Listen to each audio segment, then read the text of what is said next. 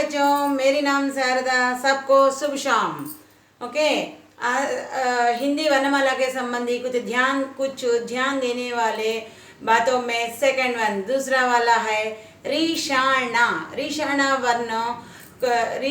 वर्ण तत्सम शब्दों में पाया जाता है। रीशाणा वर्ण तत्सम शब्दों में पाया जाता है। तत्सम शब्दों में पाया जाना मतलब संस्कृत में से जो शब्द हिंदी के मूल रूप में अर्धातु द्योम का त्योम प्रयोग होता है उसे तत्सम शब्द कहते हैं। इसमें रीशाणा वर्ण ऐसा जो तत्सम में पाया जाता है। इसके लिए उदाहरण है री के लिए ऋषि, शा के लिए कृषक, अणा के लिए षटकोण, ऐसा एग्जाम्पल्स है। अब नेक्स्ट वन है अंगा इणी।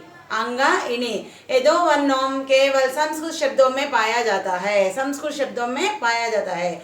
अंगा के लिए एग्जाम्पल वांग्मय, इणी के लिए नग्न तत्पुरुष। ये दो एग्जाम्पल्स है।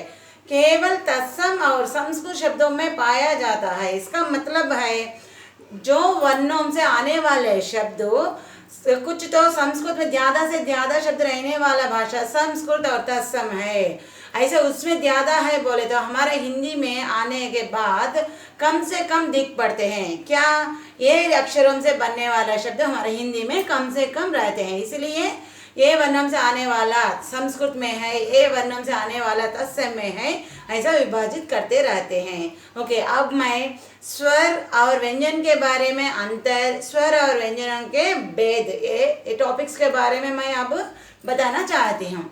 सो फर्स्ट वन, स्वर और व्यंजन के अंतर समझ में आते हैं। मैं क्या बताती हूँ, स्वर और व्यंजन के अंतर। स्वर और व्यंजन में अंतर बोले तो डिफरेंसेस, क्या क्या डिफरेंसेस है। स्वर अक्षर स्वतंत्र रूप से रहते हैं। स्वर का उच्चारण स्वतंत्र से रहता है। व्यंजन उच्चारण में स्वरों पर आश्रित रहता है। स्वर के उच्चारण के समय मुंह से निकलने वाली वायु किसी भाग को टकराए बिना सीधा बाहर आती रहती है। और व्यंजनों के उच्चारण के समय में वायु मुंह से भिन्न भिन्न भागों को टकराती हुई आती रहती है। ये तो है स्वर और व्यंजन के अंतर। ये तो किसी भाग को टकराए के बिना आने वाला स्वर है। भिन्न भिन्न भागों को टकराती सीधा बाहर आने वाला वर्ण व्यंजन है। ये तो अंतर है। अब स्वर और व्यंजन के भेद। स्वर के भेद जिन वर्णों के उच्चारण के लिए स्वर के उच्चारण में लगने वाले समय के अनुसार स्वर को दो प्रकार से विभाजित करते हैं। वे हैं ह्रस्व स्वर, दो दीर्घ स्वर है।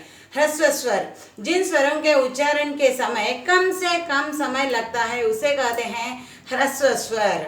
हिंदी में 4 स्वर ह्रस्व स्वर है। वे क्या क्या है? आ, ई, उ, रु। री बोलते ना, री, आ, ई, उ, री, ये 4 स्वर ह्रस्व स्वर है।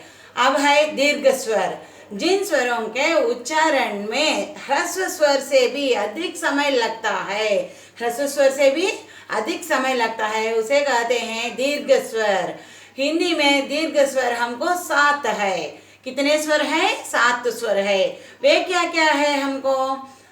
आ, ई, उ, ए, ऐ, ओ, औ, ये 7 दीर्घ स्वर है। ये तो है स्वरों के भेद।